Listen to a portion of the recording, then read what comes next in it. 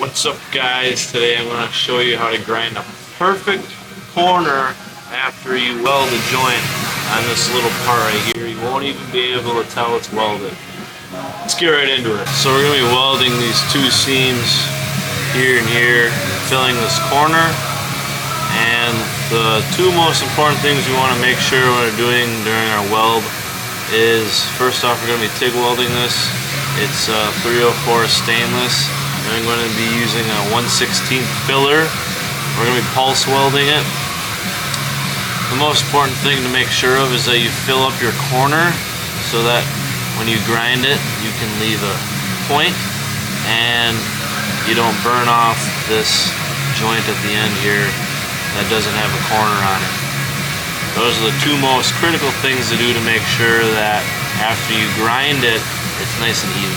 So I'm going to go kind of fast through the welding and just kind of explain it as this time works. All I hear about sounds so bad, so bad, it's too bad, it's too bad, too late, so wrong, so low.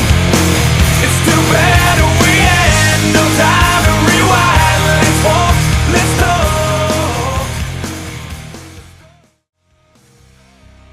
The important things to keep in mind when you're welding here is to build up a nice sized bead and fill in your corners on both ends, and then just try to keep that bead nice and consistent so when you grind it, it's a nice and consistent grinding process. You don't have to put heat on one area more than the other to take off more material.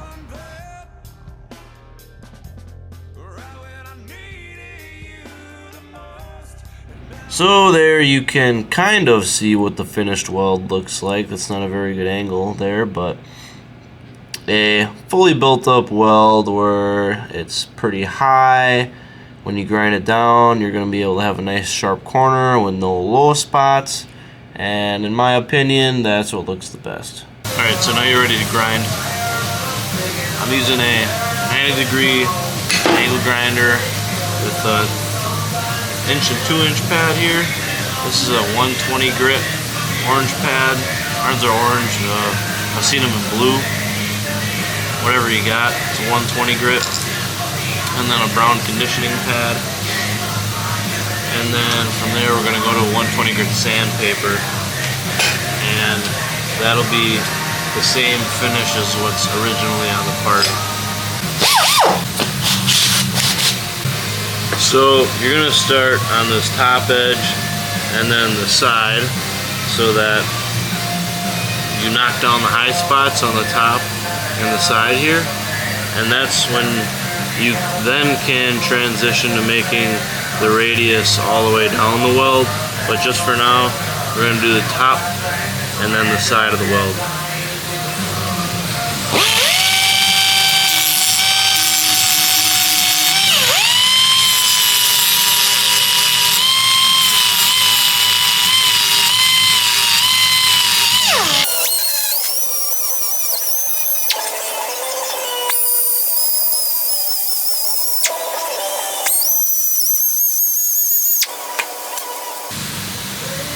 So now you can see we've got our top and our side ground, and it's looking a little wonky, which is going to happen.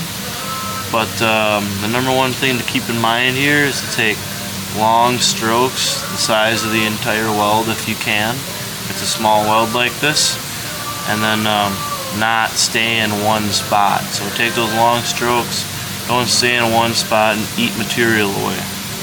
Okay, so now actually what I'm going to do is just hit this corner here and kind of feather that corner in. And once the corner is feathered in, then I can match the radius down the entire weld.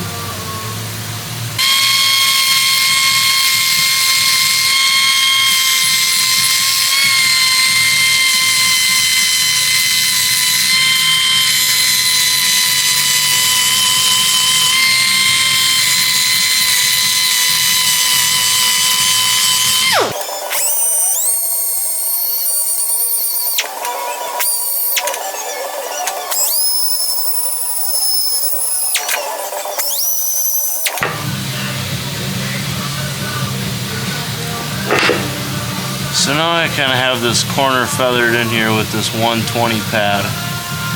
Again, I'm taking those long strokes and feathering that corner into the material, and this is why it was important to weld a little extra on that corner so I have material to grind off so I can make that nice point on the end. So from here now, I can blend the entire weld with the 120 pad.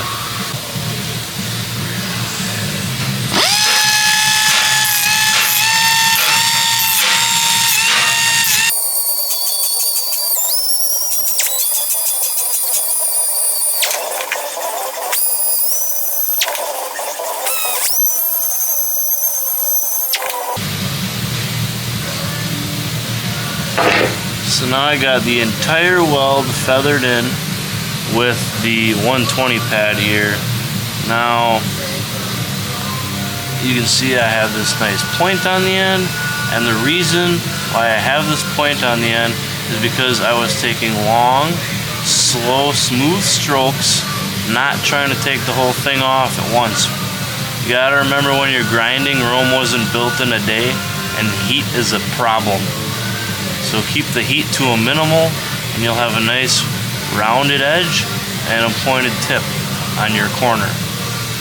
So from here, I'm just gonna step it down to the brown conditioning pad and then the 120 grit sandpaper, and you won't even be able to tell that there's a weld right there.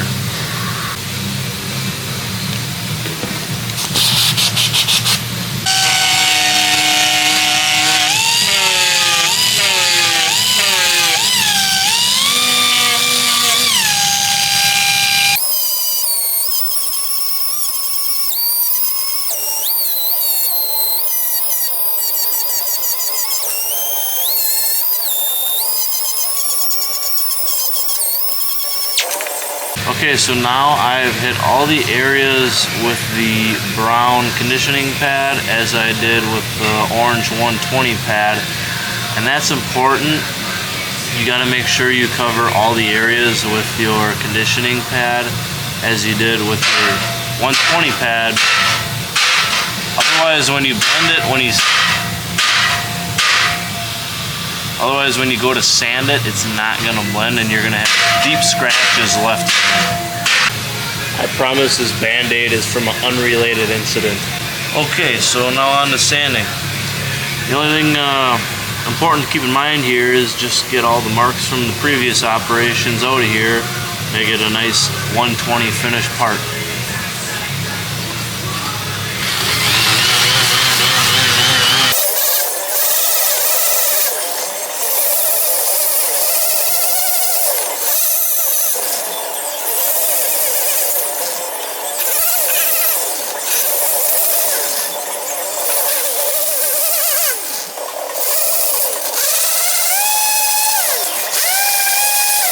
So another thing I gotta say here is I do recommend wearing gloves when doing this, but it was just a lot easier to hold it up to the camera and have more control when I was using my fingers.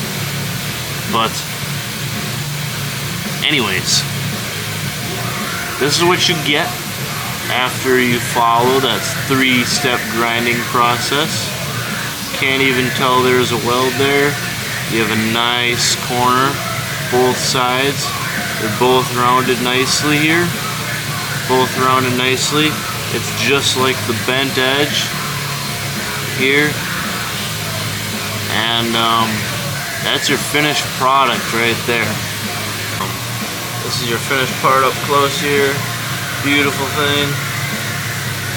Can't even recognize you welded it. If you're getting frustrated trying this, maybe it's all in finesse. You know, Rome wasn't built in a day, and you can't have heavy hands doing this kind of stuff, especially on light little parts like this.